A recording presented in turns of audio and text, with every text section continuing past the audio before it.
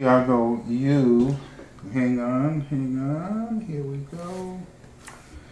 Well, Ronnie Ciago, you are no stranger to Kids Talk Radio, that's for sure, or to the super subs, or any of those things where we go into the schools and work with, kids and teachers and stuff like that.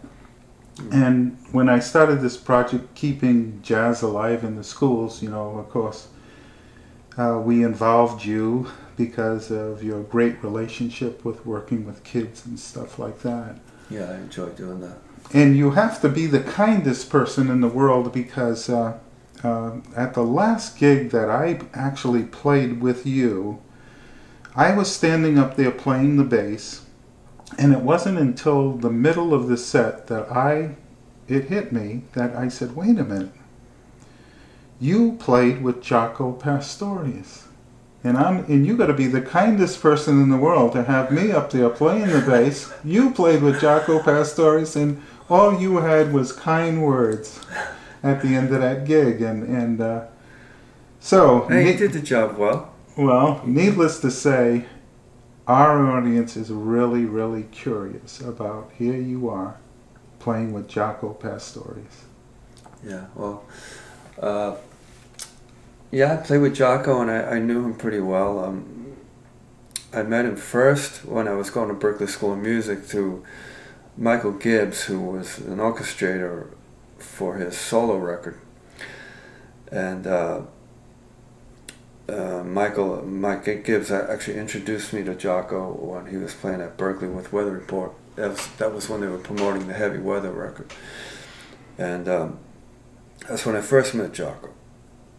And then, through the years I went on the road after Berklee, and I was playing with lots of different people, musicians, funk, jazz, fusion, all kinds of different styles.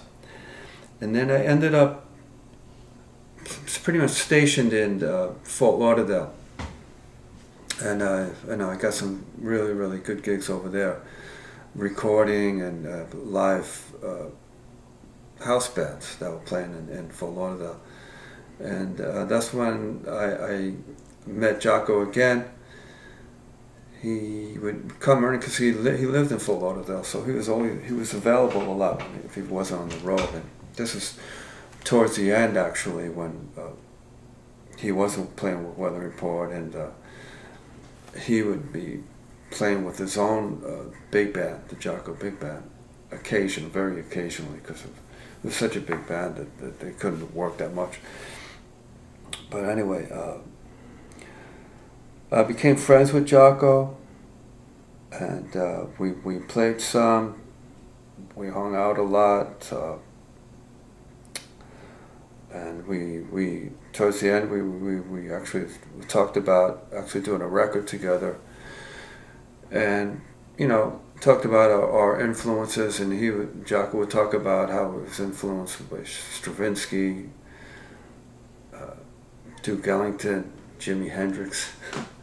So it was that vast, and it was a great experience being around a man with that genius.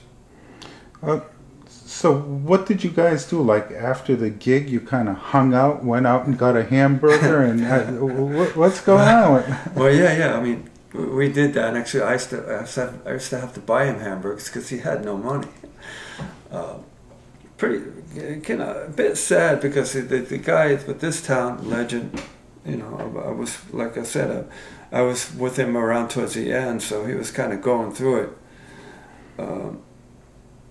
But again, whatever position he was in life, he was still Jaco, funny, sense of humor, just a wonderful guy. I mean, loved him.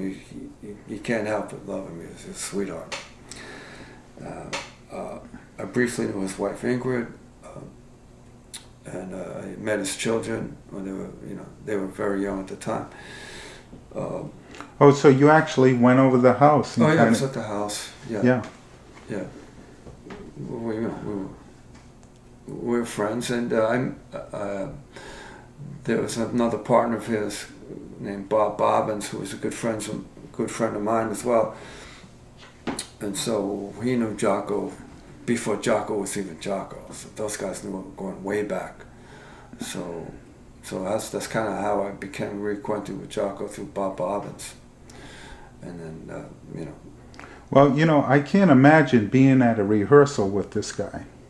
I mean, what is he like in that kind of environment? Well, like I said, we didn't even do rehearsals. We would just play.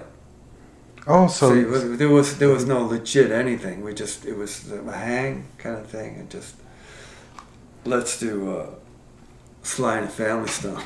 Oh, I see. So he could play all of the different cover songs. He was a big fan of R&B and funk and all that. Way before jazz, you know. Yeah. So what did it feel like? Here you are, you're playing the drums, and you've got this thunderous bass underneath you. What did it do in terms of the drive that's in it? Lots of energy. You know. I could just imagine that the energy must have been rolling over the top of the musicians. Yeah, he was on fire, you know. Yeah. Was he also a sensitive player, like when the tune got down really low, and you know, or was he just kind of thundering through everything? Well, at this time he was kind of just always going for it. Yeah. And of course he had that sensitive touch, but you know, Jaco, man, she's just burning, you know, burning. Great for that. So what did it do to your drum playing when you had this Jaco Pastorius underneath you? It was just a total inspiration.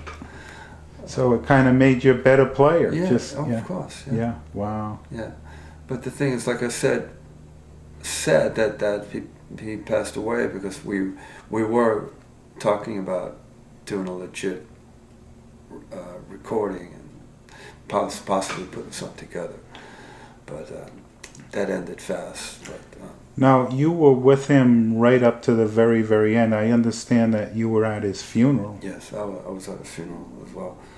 But well, what was that like? Oh, it was unbelievably sad. And you know, it was in Fort Lauderdale. Everybody that knew Jaco, I mean, there must have been thousands of people at this funeral because everybody loved Jaco. Could you recall some of the people that you could remember? Well, of course, myself and people that he played with in Fort Lauderdale that knew him forever were there. Known musicians were there. Joe Zawinul came to pay his respects. Pat Metheny. Kenwood Denard was there, and also Peter Erskine was there. And Peter was just, I just remember Peter just breaking down, crying. I mean, you know, he loved the guy, so.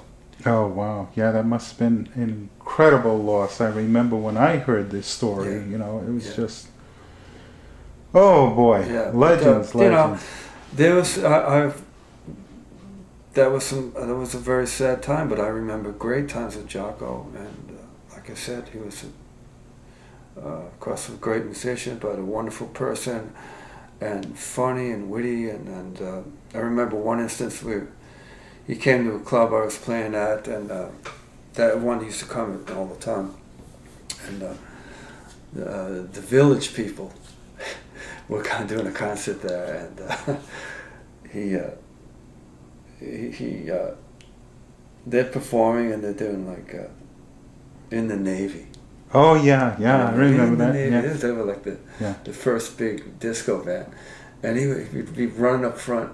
Hey, my father was in the Navy. Hey, he said it was mine. So he really had a sense of humor.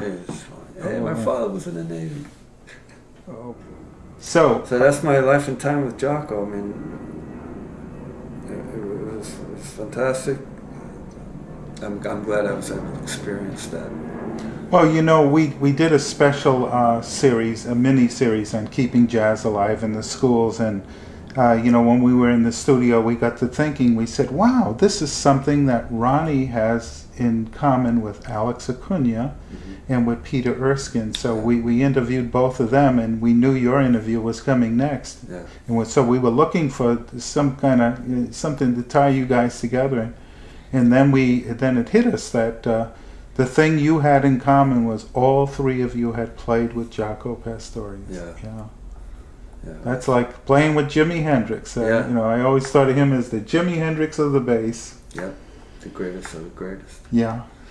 Oh boy, what a loss. Well, we wanted to tell these stories so kids would have these stories. So we want to thank Ronnie Ciago for once again putting kids first and always doing something to help kids. So this is Bob Barboza, Kids Talk Radio, signing off. It's a pleasure, Bob. Thank you.